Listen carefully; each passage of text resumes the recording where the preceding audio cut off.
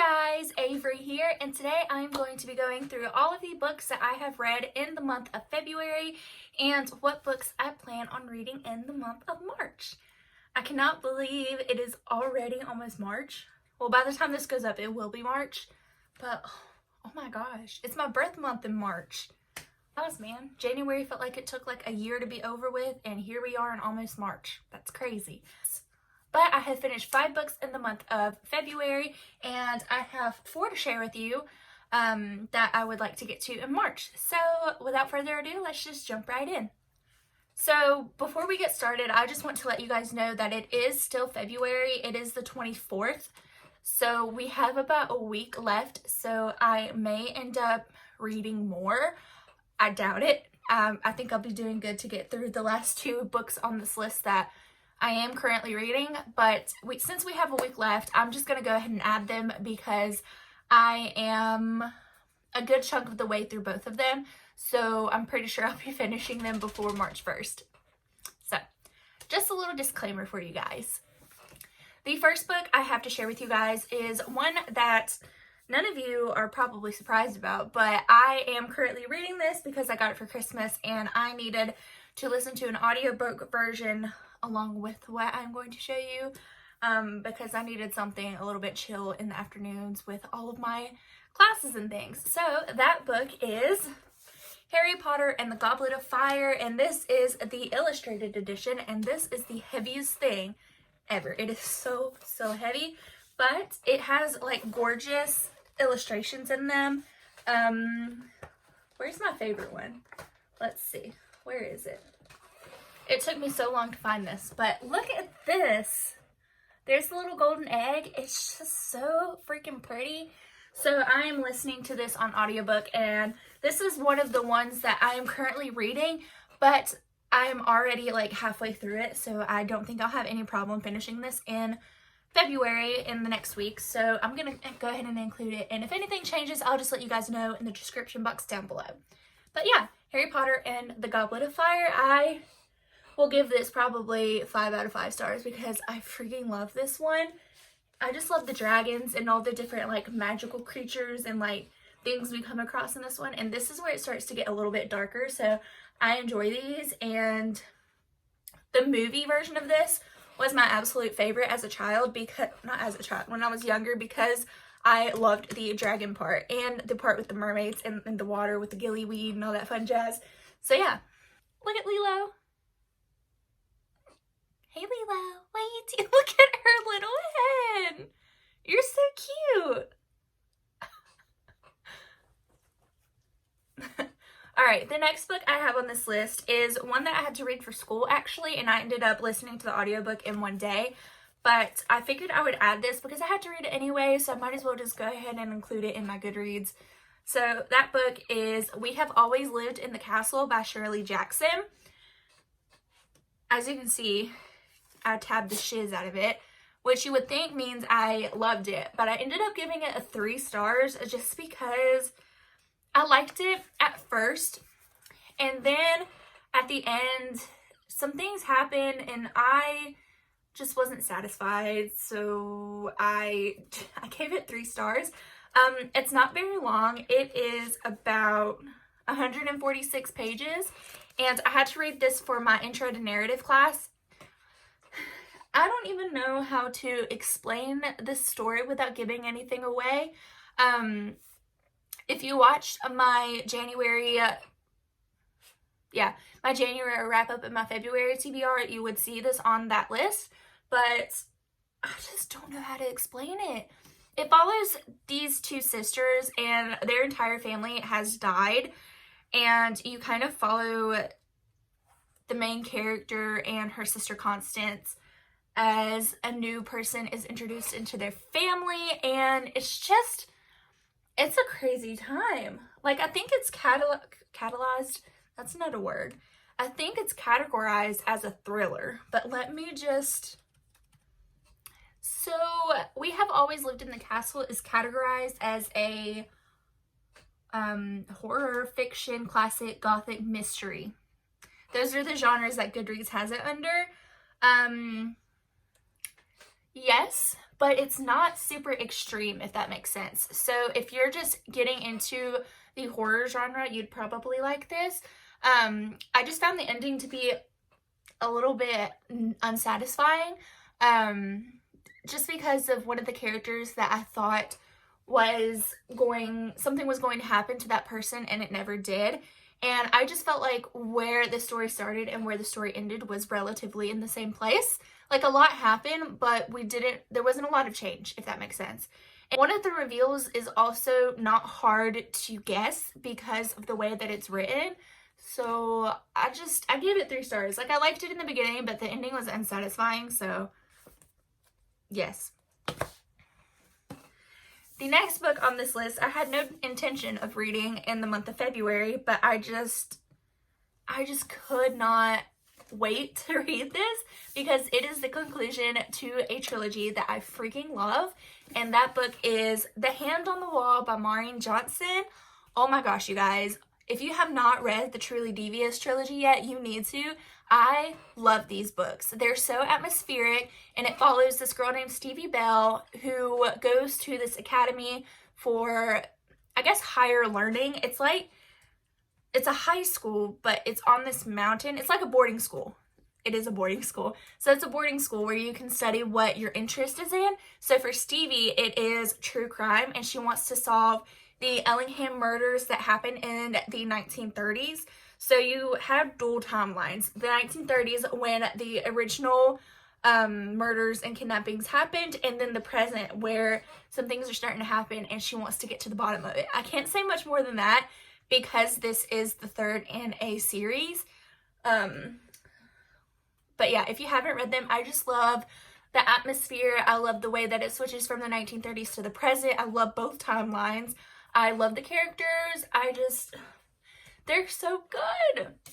But yeah, I gave this, on Goodreads it says a 4 out of 5 stars, but it's really a 4.5 out of 5 stars. I love these books so much.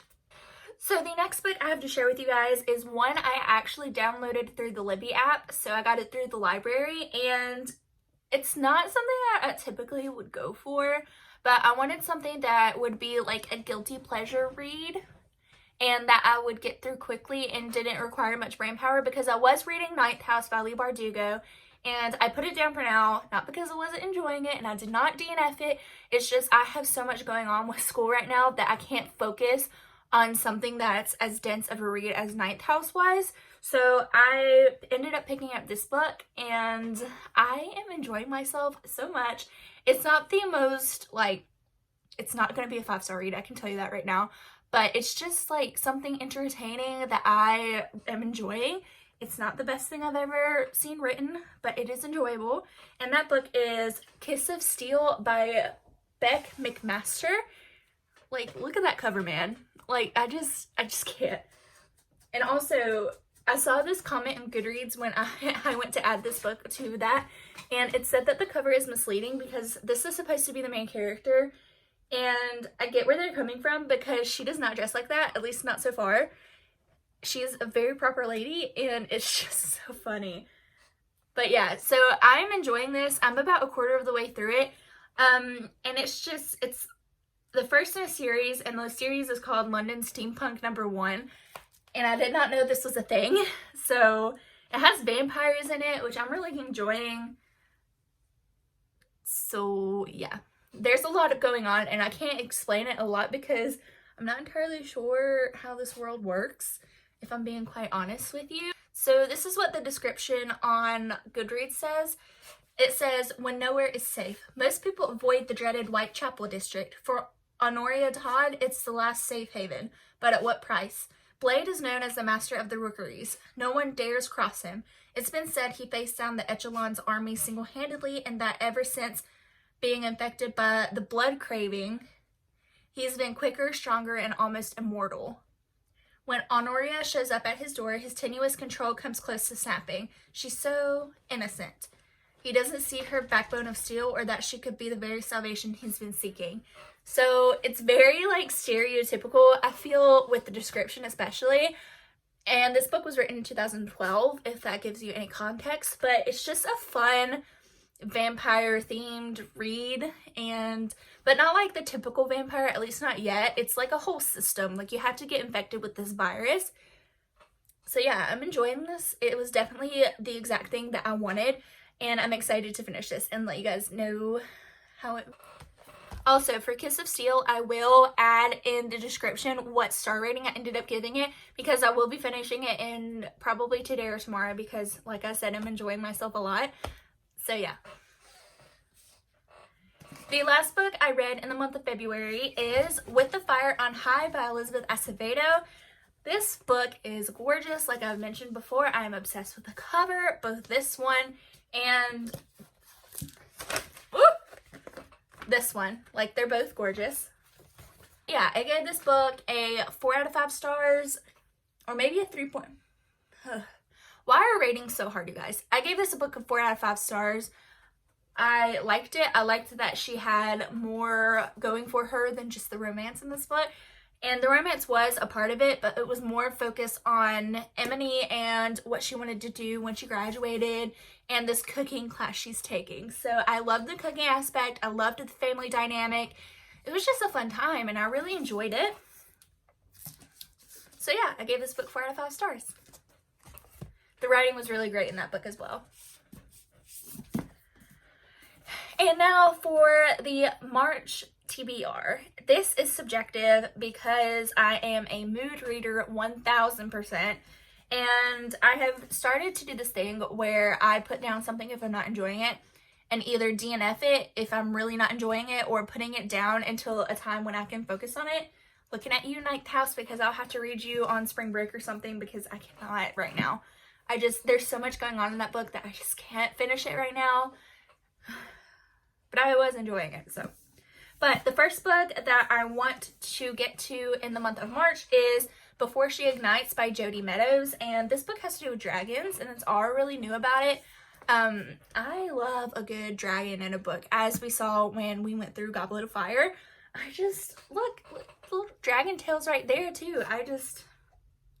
So all I really know about this book is that it has to do with dragons. The main character has anxiety, which is something you don't see in fantasy, especially young adult fantasy, a lot.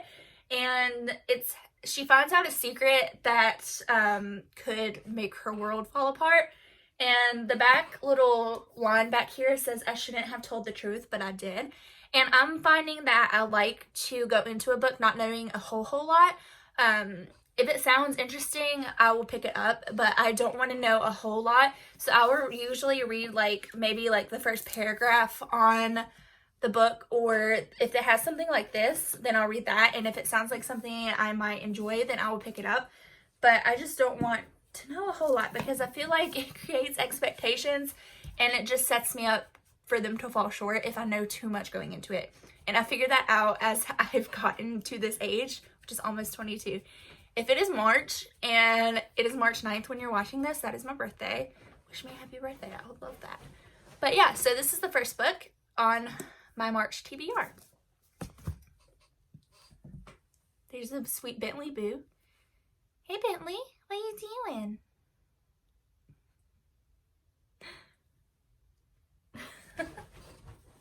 And there's Lilo getting all up in his face.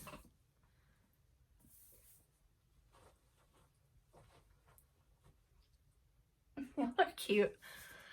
The next book I have to share with you guys is a book that I have been meaning to get to and just haven't yet. I also got this book for Christmas because I did put it on my wish list, and it is the final in a trilogy as well.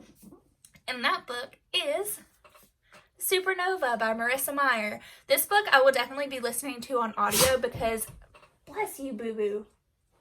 Lilo, get out of his face. No. This book I've been meaning to get to, I just haven't yet, and I will be listening to it on audio because I listened to the first 2 books on audiobook, and I really like the narrator, and it's told with 2 different voice actors for the 2 perspectives that this book is told through. And if you don't know anything about the Renegades trilogy, it is basically a superhero story where the Renegades are in control of this town, and they are the good superheroes, and they are making sure the bad superhero group, the anarchists, stay out of power, and it's basically like the renegades are the police in this world. So there's a lot of superhero power, and Marissa Meyer does a good job of like drawing a line between good and evil and how gray it can be. And I'm excited to read, but I'm also nervous to read this because it was originally supposed to be a duology, I believe, and then it ended up being a trilogy.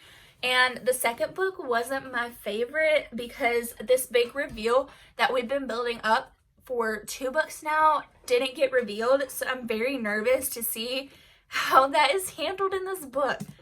Like, I'm just a little bit nervous, but I'm excited nonetheless, and I hope to get to this book in March. The next book on this list is The Gentleman's Guide to Vice and Virtue by Mackenzie Lee, and this is a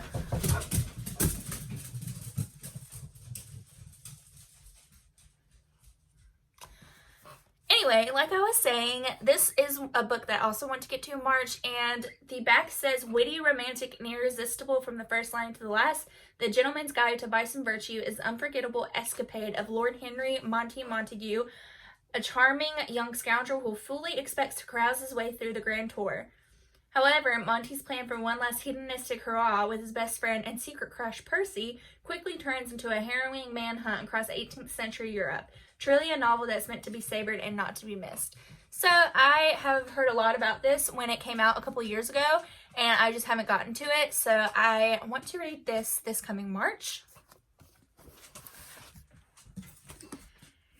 And the last book on this list is Empress of All Seasons by Emiko Jean, I think is how you pronounce that name. This book basically follows a girl who has to survive all of the seasons in these rooms to become the next empress, and that sounds so intriguing to me, and that's all I needed to know about this book. And I've also got this for Christmas, so I want to get to it. I'm trying to narrow down all the books that I own and haven't read and either unhaul them or read them, so I'm super pumped about this. It sounds really nice, and I just love the cover with this little floral background and the sword. I just really enjoy it. Yeah. But that is all I have for you guys today. I hope you are having a wonderful start to March and you had a wonderful February. And down below is all the links to my social medias. If you would like to follow me elsewhere, those are there. And I hope you subscribe and ring the bell icon so you don't miss new videos from me. And I will see you in the next video. Bye!